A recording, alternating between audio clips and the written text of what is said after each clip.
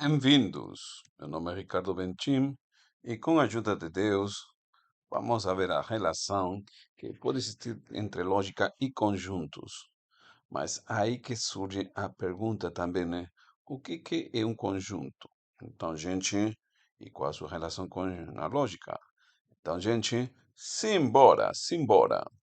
Bom, primeira questão. Definir a ideia do conjunto, não é nada fácil. Ela foge daquela ideia de agrupação, de coleção. E por que que foge disso, né? Não fica tão bonitinho falar, um conjunto de sapatos, né? Um conjunto de pessoas.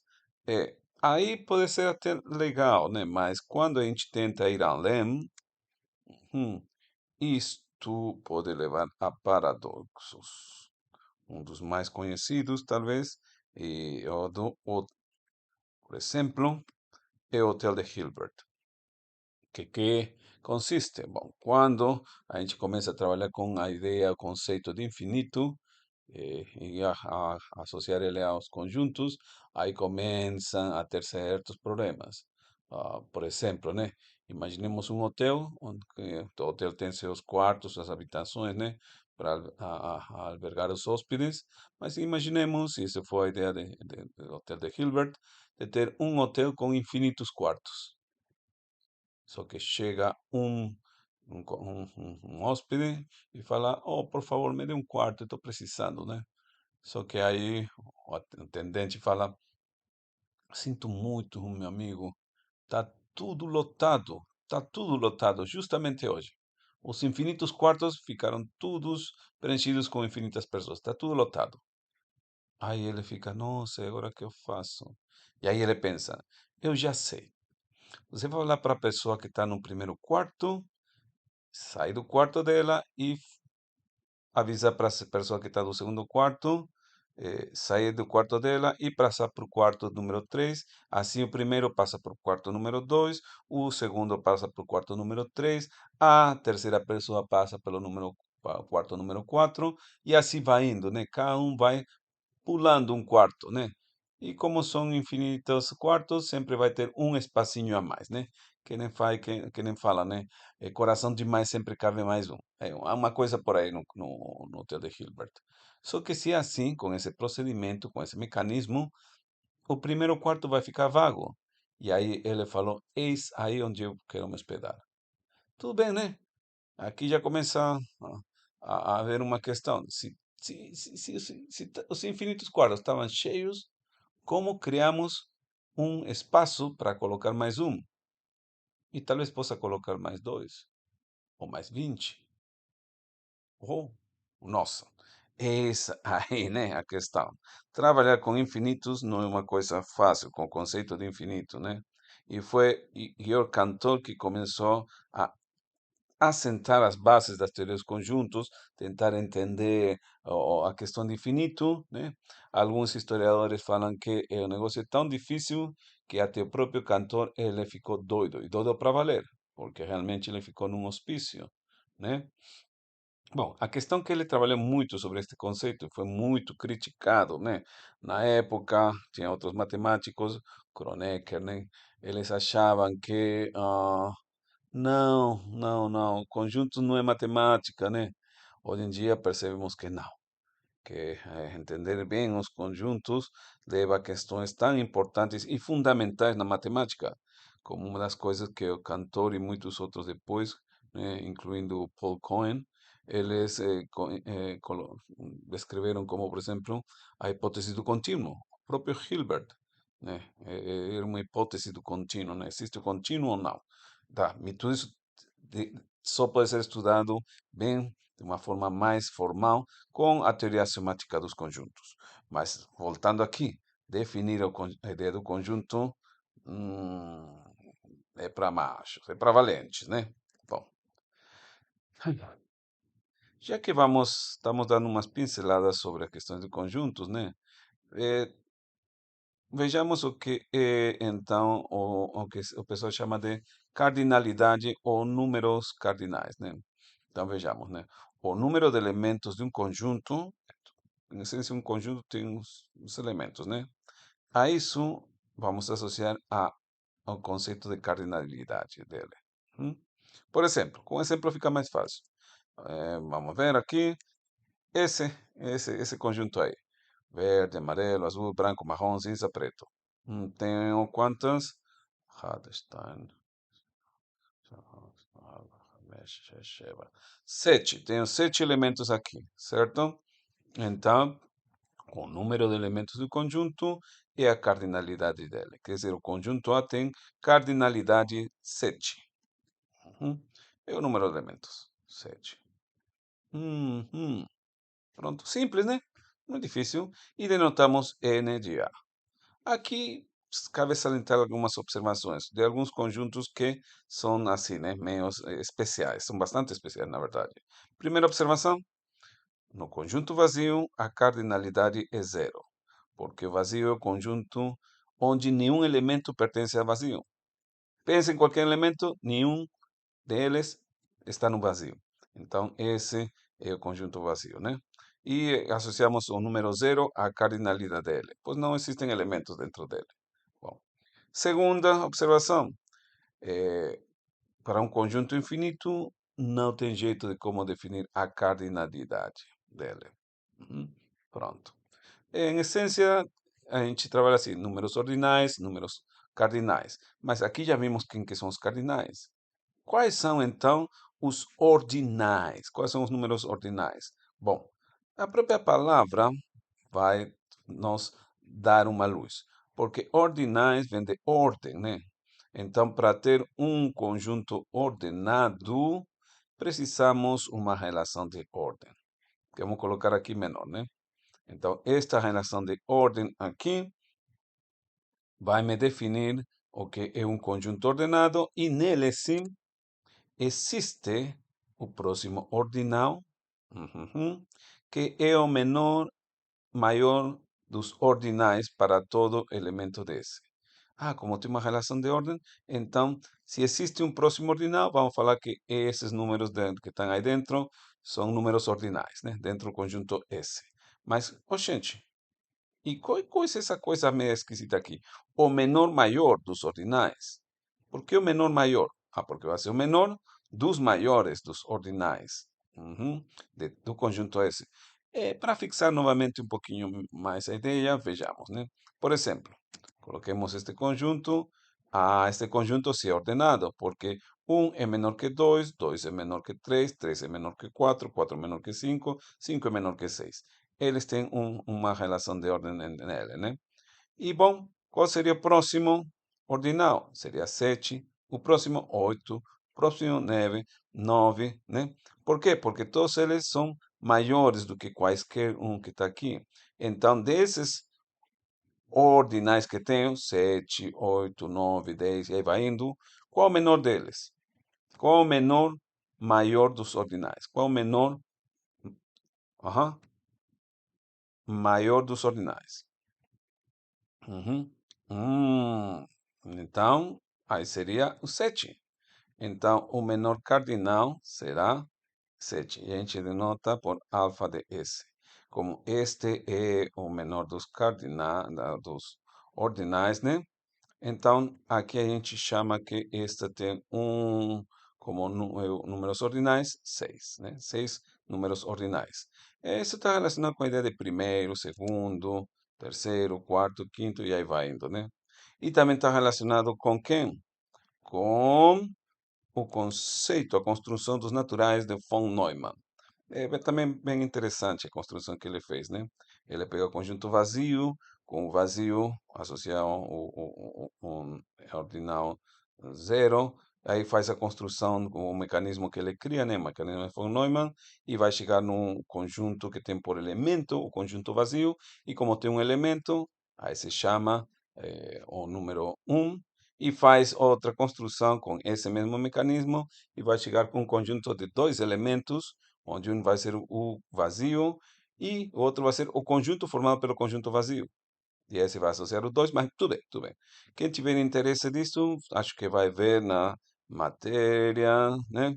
Na disciplina de teoria dos números, um pouquinho. É bem interessante, bem legal. Mas tudo bem, continuando aqui. Uhum. se não vai ao tema. Isto é só para dar uma introduçãozinha, né? Para ter mais ou menos uma ideia entre que é número ordinal, número cardinal e aí vai indo, né? Bom, mas novamente, né? Qual a definição do conjunto? Então, agora vamos, né? A melhor definição atual de conjuntos é a estrutura que satisfaz, primeiro, os axiomas de Zermelo-Fraenkel, que a gente denota com ZF, Zermelo-Fraenkel, e, segundo, o axioma de escolha, que a gente denota em inglês AC, the axiom of choice. Bom, a estrutura que satisfaz essas duas condições, mas na verdade aqui em Zermelo-Fraenkel tem várias condições, e dependendo, né, dependendo, hoje em dia, se não me engano, são 8, 9 condições, tá? Mas um tempo atrás eram entre 11 e 12, e que a pessoa sempre tenta enxugar, depois de chegar na ideia de que não enxugou certinho, volta, mas tudo bem. E que não é fácil, gente.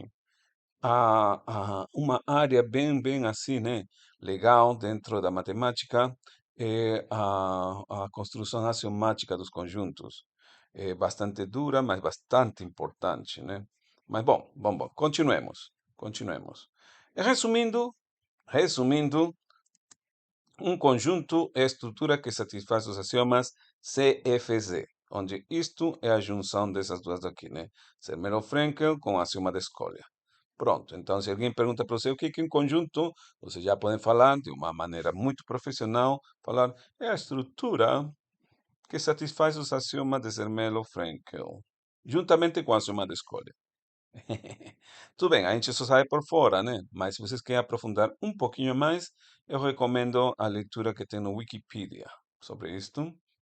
Ajuda bastante, gente. Bom, continuemos. Vamos então agora sim fazer aquela junção, né, entre conjuntos e as proposições lógicas. Então, para isso, vamos pegar dois conjuntos, que são dois conjuntos, aqueles que satisfazem os axiomas ZFC, né? Bom, digamos que eu chamo um deles de A e outro de B. Se é assim, então, vamos definir a união de A e B como isto. E denotamos com A, com esse simbolinho que parece um U, B. Vai fazer os elementos X que pertencem a A, ou, lembram disso? O ou, os X que pertencem também ao B. Então, X pertence a A ou X pertence a B. Essa seria a união. Se a gente chama isto de P e isso de Q, então já tenho que coisa? P ou Q. A união está relacionada com um ou. Uhum. Chama também a disjunção, né? Também tem a interseção. Vai ser parecida a definição. Como vocês acham? Já tem uma ideia? Se tem uma ideia, escreva num cantinho e depois agora vamos ver se bateu, né? A interseção é denotada com um U virado, assim desse jeito, né? E quer dizer, os X que pertencem ao A e ao mesmo tempo os X pertencem ao B. Tem que pertencer a ambos, por isso tem esse I. Se isso chamo de P e esse de Q, então teria P e Q.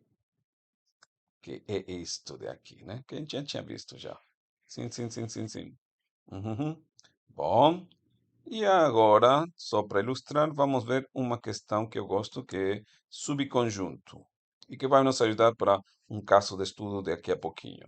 Um subconjunto, digamos que A é subconjunto de B, se somente se, que coisa? X pertence a A, se o X pertence a A, então necessariamente esse X tem que estar dentro de B. Como denoto isto? Isso vou denotar desta forma. P, então Q. Já tínhamos visto no condicional. Então, a união está associada ao OU, a interseção está associada ao I, e o subconjunto está associado ao condicional. Pronto. Então, podemos já começar nosso trabalho de esta aula, como a gente quer mesmo. Bom, caso de estudo. Fala que o conjunto vazio é subconjunto de qualquer conjunto. Para tentar entender isto, vamos recapitular o que a gente falou sobre o conjunto vazio. Se para todo x que podamos imaginar, x não pertence ao vazio. Então, essa é a Isto é verdade. Nenhum elemento pode pertencer ao conjunto vazio. Prontos. Bom, então vamos lá. Seja. O que vamos fazer agora? Bom, fazer o seguinte. Como temos que fazer da φ subconjunto de A, então temos que definir as proposições. P, vou falar que seja que x pertence ao vazio e que x pertence a A. E como tem um subconjunto, tem que ter um então. Quer dizer, provar isto é equivalente a provar isto. Se nós provamos que P então que é verdade, então estamos provando que o vazio é subconjunto de A para quaisquer A. Mas como fazer isto? Bom, temos aqui uma questão. Se φ é vazio, esta proposição, pela própria definição do vazio, essa daqui, essa definição da proposição é falsa. É falso. Não tem jeito, né? P é falso. Porque nenhum x pode pertencer ao vazio. Se acontece isto vai me restringir, vai me limitar as escolhas. Já na minha tábua de verdade, né, na tabela de verdade que tinha para P, verdade, verdade, falso, falso, não tenho mais como, porque P não pode ser verdade, isso é falso. Então vou ter só falso para P e as opções para o Q são de verdade ou falso. E tenho que tentar construir esta tábua, né, de então. Então, só vamos pegar a parte de baixo mesmo, as duas últimas linhas da tábua que a gente já tinha feito na aula passada. Aí vai ficar legal, vai ficar mais fácil e tentemos analisar isso. Isso mesmo, né? A parte das duas linhas de baixo, onde P é falso, deu isto, deu isto. Oh, gente, mas então esta implicação é verdade, é uma tautologia, como fala. Mas então, se isto é verdade, isso também vai ser verdade. Quer dizer, nós estamos provando que para todo conjunto, o vazio é subconjunto desse conjunto. Uau, interessante, né? Uhum. E provamos com tabelas de verdade, tábuas de verdade, né? Pronto. Agora então, na hora de brincar. Como a gente vai brincar? Com exemplos. Então, simbora, gente. Simbora. Uhum. Isso que chegamos. Exemplo número 1. A união vazio é igual ao A. Aparentemente é fácil, né? Se já tem 20 elementos e eu coloco nada de elementos, nenhum elemento vai me dar o próprio A. Mas como provar isto de uma forma mais matemática, né? Ah, então vamos usar a que coisa? A lógica proposicional. Como? Vou falar, se P pertence, P vai ser a proposição, X pertence a, que vai ser a proposição, X pertence ao vazio. Então temos que provar como é união, P união que me reproduz novamente o P. Se eu provo isto, que isto, né, é verdade, essa equivalência entre esses dois daqui são equivalentes, então estou provando em essência isto. Mas não esqueçamos que temos essa restrição, neste caso que x pertence ao vazio é falso. Se é assim, novamente, vou restringir, né, a tábua de verdade de quatro possibilidades para duas. Como seria então? Isto daqui, né? O que sempre é falso, está aqui. O P pode ser verdade ou falso, está aqui. E agora, aqui então tenho que coisa? Tenho que tentar ver, né? Qual é o caso crítico para o ou? Quando os dois são falsos, é falso. O resto é verdade, né? Então aqui vai ficar falso e verdade. Isso mesmo. Oh, gente, mas esse daqui não é o próprio P? Hum, É mesmo, né? Isto daqui está me dizendo, isto daqui está me dizendo que isto é equivalente a isto. Quer dizer, isto foi provado. E se isto foi provado, então nós provamos também o que queríamos. Nosso primeiro exemplo, que A união vazio é o próprio A. Não está difícil. É um trabalhinho sim, mas não está difícil. E agora é sua vez. Como falam em inglês, do it yourself. Faça você mesmo. Vocês já viram o exemplo anterior? Essa é a vantagem de trabalhar com estas videoaulas, né? Se vocês não entenderam bem o exemplo anterior, voltem um pouquinho. Uhum. e revejam e revejam de novo como foi feito. E agora vocês tentem fazer isto. Para isto, vão precisar, então, já sabem, né? Passar para a lógica proposicional, ver como ficaria e tentar provar isto com tábuas de verdade. Então, agora é com vocês. Uma super pausa. Agora, já! 2, 3, 4, 5, 6, 7. Pronto! Vamos ver. É a hora da revisão, né? Como fala no Telecurso 2000. Eu gosto muito do Telecurso 2000, né?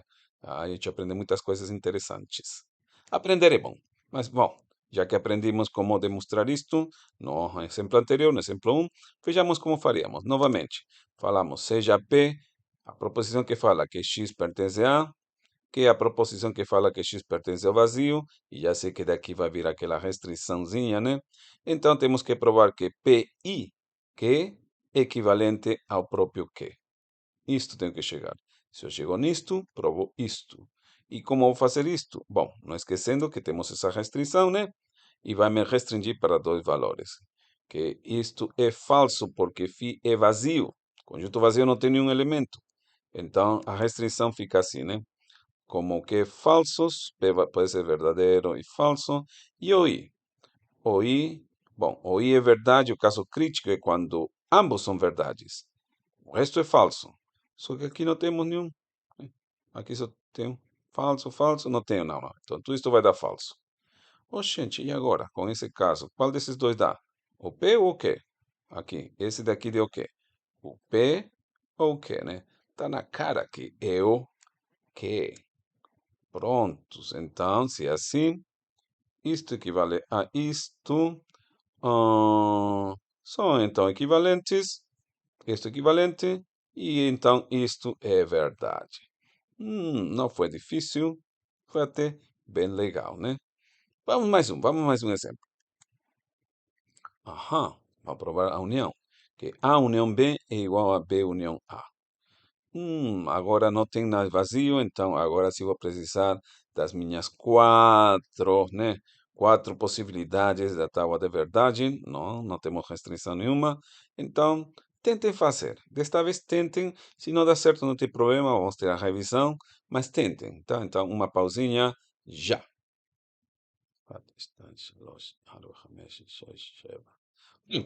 Vejamos como ficou. Vejamos.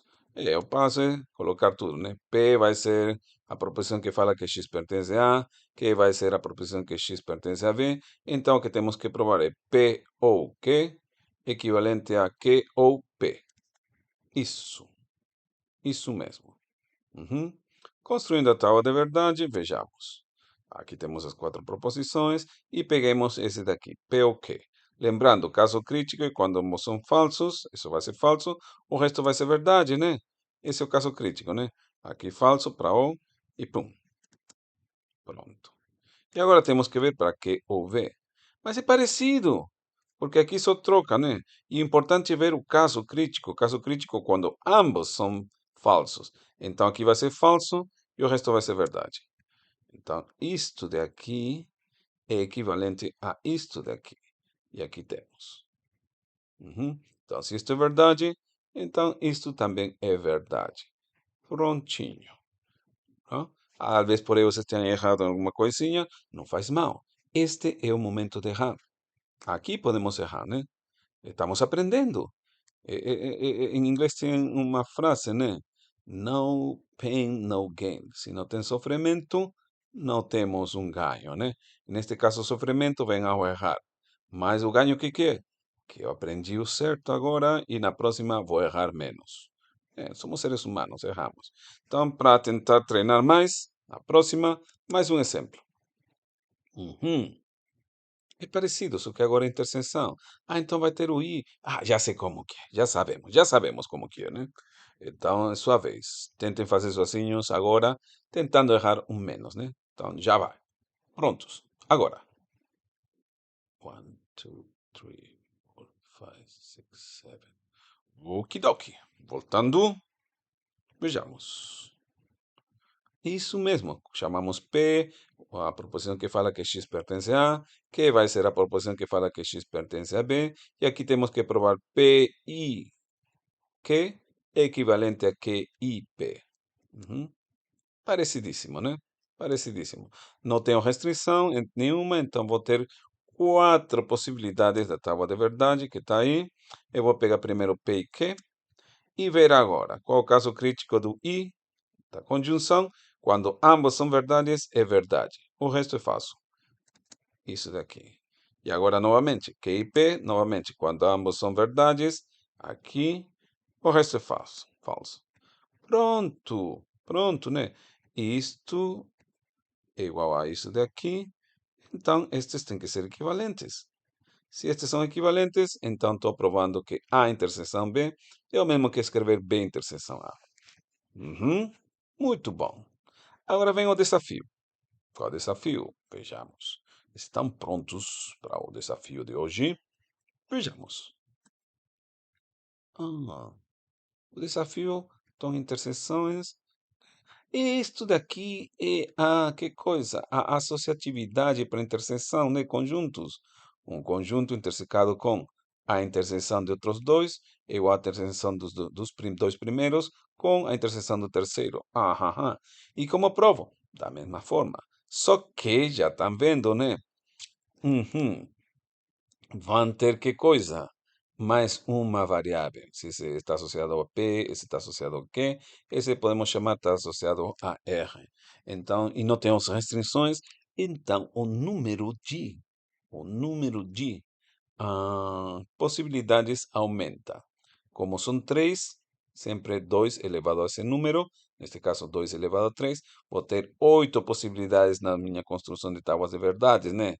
E, bom, agora, como é desafio, tentem fazer vocês mesmos. É o desafio. Então, começando já.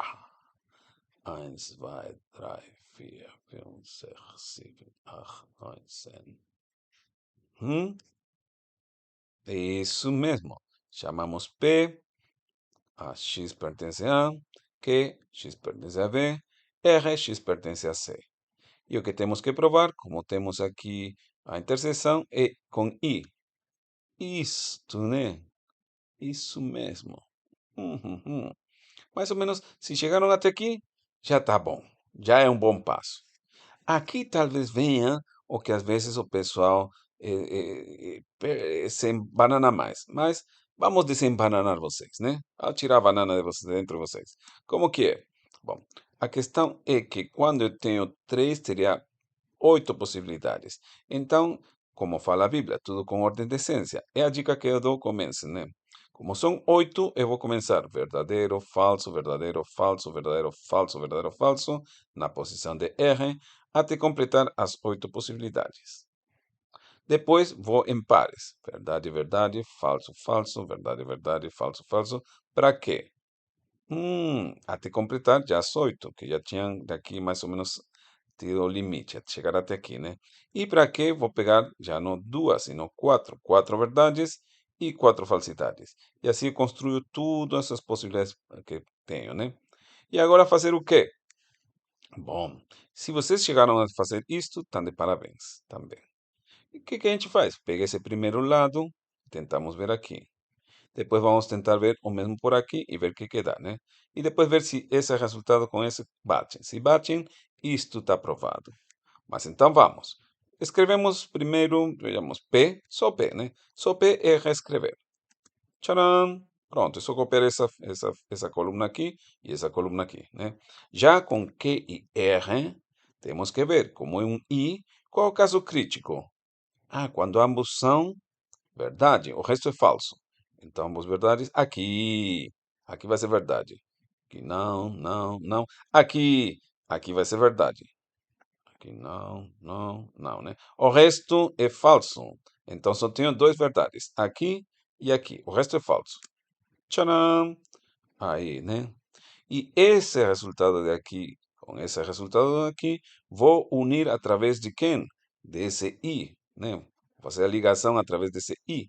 O que fala aí? Que ambos são verdades, é verdade. Aqui verdade, aqui não. Falso, falso, falso, falso, falso, falso, falso. Só teve um caso de verdade, esse daqui. Pronto. Então, reservemos este valorzinho por aqui e agora façamos aqui, né? P e Q, quando que é verdade, quando ambos são verdades, são somente esses dois lados. O resto vai ter essa mistura, vai dar falso, né? Então, aqui, verdade, verdade, falso, falso, falso, falso. Para o R, é copiar a coluna do R. Peguem essa coluna, copiem aqui. Aí. E agora comparemos. Esse com esse vai dar verdade, falso, falso, falso, falso, falso, falso, falso. Só temos esse valor que ficou de verdade, este daqui. Certo. Respiremos e comparemos. Isto de aqui com esse resultado de aqui. Oh, gente, que legal! São iguais. Então, estamos provando que essa relação de aqui com essa são equivalentes. Se assim provamos o que nós queríamos. Gente, que legal, né? Dá um trabalhinho? Dá. Mas a Bíblia fala, com o suor da tua testa ganhas teu pão. Então, não tenha medo de trabalhar. Aliás, o trabalho é uma coisa que faz reconfortar bem, né? Quando a gente se esforça e consegue algo. Se vocês não gostam disso, tem que ver algo que não está funcionando bem dentro de vocês. Mas tudo bem, tudo bem. Isso já é com cada pessoa, né? Mas é um gosto muito especial, é algo bem quando você conseguiu algo e foi fruto do seu trabalho, né? Pronto. Então tá aqui. Pronto, o tempo não dá mais tempo, lamentavelmente, né? Para poder continuar com mais exemplos. Tem muitos, vocês podem tentar fazer, tem muitas propriedades do conjunto que vocês podem fazer aqui, né? Quando tem um tempinho, façam. Se o tempo dá tempo para vocês. Mas então, vamos nas considerações finais. Temos uma noção do conceito do conjunto. O que é conjunto? Aquele que satisfaz os axiomas de Zermelo-Fraenkel com o axioma de escolha, choice. Também vimos as ideias de número ordinal, cardinalidade, ordinalidade. Ordinalidade está relacionado com conjuntos ordenados, né? Só para relembrar algumas coisinhas, né, que a gente fez. Aham. Vimos a relação com a lógica proposicional dos conjuntos. Sim, a união é o ou, a interseção é o i, o condicional está relacionado com que com? Ah, sim, com subconjunto. Muito bem. Uhum. Fizemos esse caso de estudo, que o conjunto vazio é subconjunto. Provamos isto. Legal. E vimos alguns exemplos interessantes, né? Alguns bons exemplos. Bom, gente, shalom. Se for a vontade de Deus, a gente se vê na próxima aula. Litraot.